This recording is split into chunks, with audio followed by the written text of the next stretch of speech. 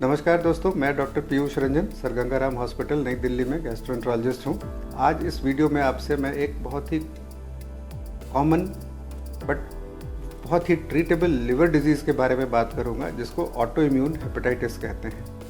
देखिए, auto immune कोई भी डिजीज़ हो, उसका मतलब होता है कि बॉडी की जो इम्यून सिस्टम होती है वो अपने ही किसी टिश्यू को अटैक करने लगे, ये समझ करके कि ये एक फॉरेन बॉडी है हमारे शरीर के अंदर।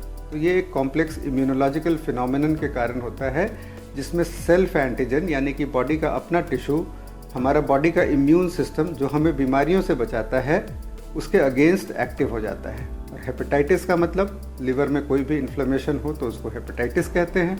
तो ऑटो इम्यून हेपेटाइटिस का मतलब होता है कि जो ये हमें इम्यून सिस्टम जो अपने बॉडी को दूसरी इन्फेक्शन से, बीमारियों से बचाता है, जो लिवर के ऊपर अटैक करने लगे, उसको फॉरेन ऑब्जेक्ट समझ करके तो उस कंडीशन को ऑटो इम्यून हेपेटाइटिस कहते हैं। देखिए, ऑटो इम्यून हेपेटाइटिस अगर हम देखें कि अगर अनकंट्रोल्ड चलता रहे तो कोई भी लिवर के अंदर इन्फ्लेमेशन अगर कंटिन्यूअस चलता रहे तो इससे लिवर सिरोसिस हो सकता है। तो auto immune hepatitis liver cirrhosis के इम्पॉर्टेंट रीजंस में से आता है। अगर हम fatty liver disease related liver cirrhosis, hepatitis B, hepatitis C और अल्कोहल के बाद अगर देखें तो ये 5th सबसे इम्पॉर्टेंट ग्रुप है जिसमें बीमारियों के कारण लिवर सिरोसिस होता है।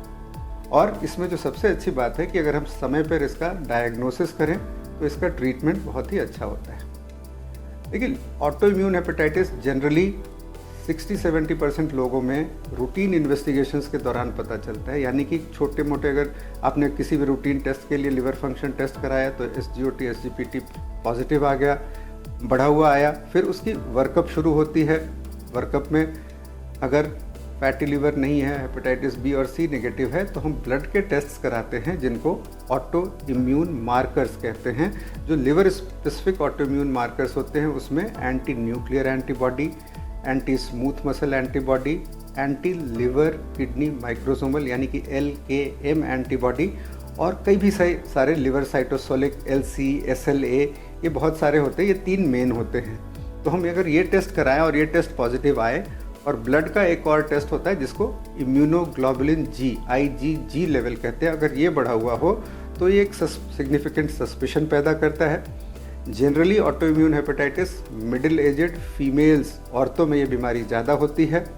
और साथ में अगर कोई और ऑटो इम्यून बीमारी चल रही हो, जैसे किसी को थायराइडाइटिस चल रही हो, किसी को हाशिमोटोस थायराइडाइटिस हो, सीलियक डिजीज़ हो, दूसरी कई सारी ज़ोग्रेज सिंड्रोम हो, कोई भी और दूसरी ऑटो इम्यून बीमारी हो, तो इसका शक काफ़ी ज़्यादा बढ़ जाता है। इंसिडेंटल डिटेक्शन के अलावा कुछ लोगों को ऑलरेडी जब लिवर का डैमेज ज़्यादा हो, सिरोसिस हो, उसके वर्कअप के दौरान पता चलता है।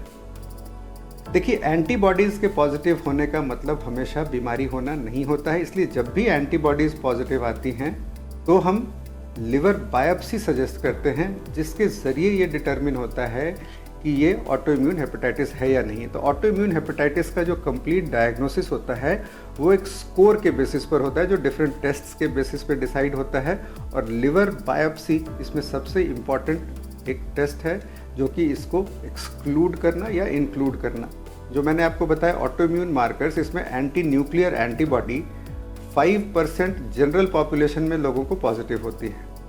तो इसके टाइटर्स अगर ज़्यादा हो तो शक होता है, लेकिन टाइटर्स के लेवल पर हम ऑटो इम्यून हेपेटाइटिस डायग्नोज नहीं कर सकते हैं। जब भी अभी हम इस चीज़ का सस्पिशन हो तो हम लिवर बायोप्सी ज़रूर करते हैं।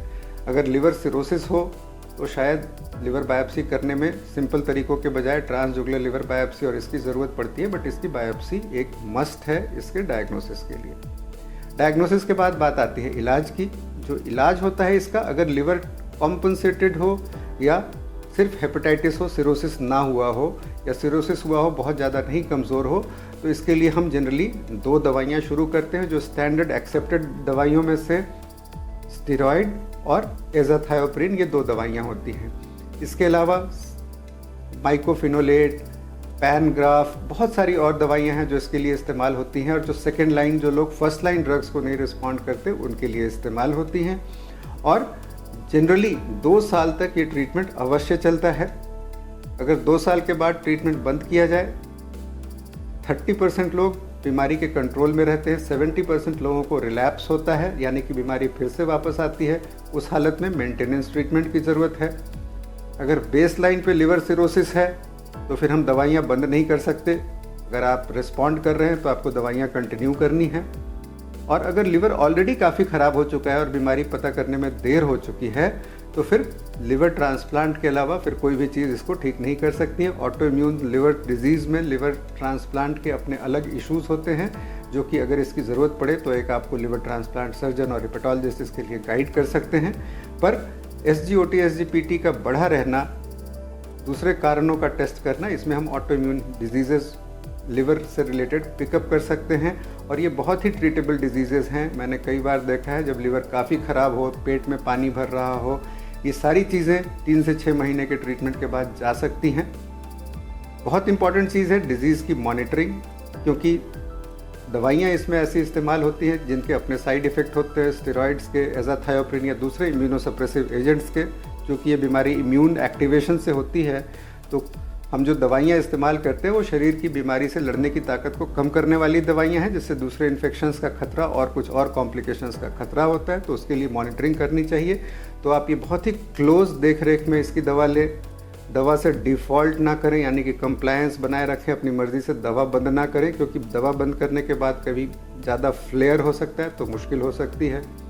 कई बार कुछ दवाइयों के कारण ट्रांजिएंट ऑटो इम्यून डिजीज़ेज़ होते हैं, जो हमारे करंट डिस्कशन से बाहर अभी आता है। बट ऐसी हालत में 3 से 6 महीने के अंदर दवाइयाँ बंद की जा सकती हैं। बट प्रायः जो primary auto immune liver disease होती है, 70-80% लोग मेंटेनेंस थेरेपी पे लाइफ लॉन्ग ट्रीटमेंट पे चलते हैं। तो इसके ये बहुत ही स्पेसिफिक डिजीज़ है। इसके डायग्नोसिस के लिए आप गैस्ट्रोएंटरोलॉजिस्ट या लिवर स्पेशलिस्ट से मिले। और इस वीडियो में दी गई जानकारी अगर आपको अच्छी लगे तो अपने फैमिली मेम्बर्स और फ्रेंड्स से ज़रूर शेयर करें।